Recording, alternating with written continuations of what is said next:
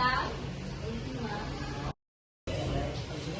So for your final project, I'm going to set in the classroom and some instruction in the classroom during the classes.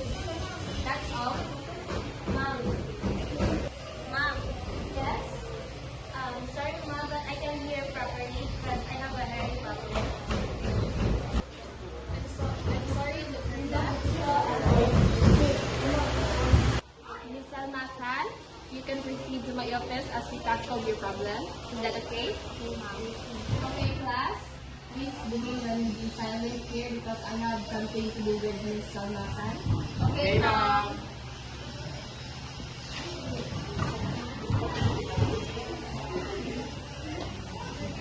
Miss Salmasan, when the problem of yours started? Started after we go to the beach last summer. Can you hear something a little bit? I can hear but not clearly. Miss Salmasan, I have something to recommend you for you to hear clearly.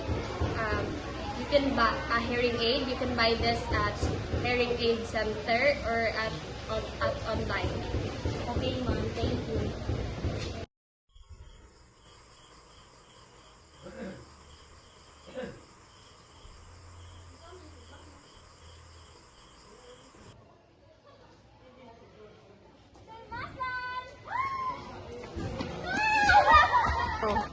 Oh, what are you wearing?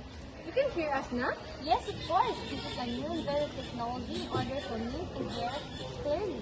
Where did you buy it? And online. Oh, that's so nice of you. Yes!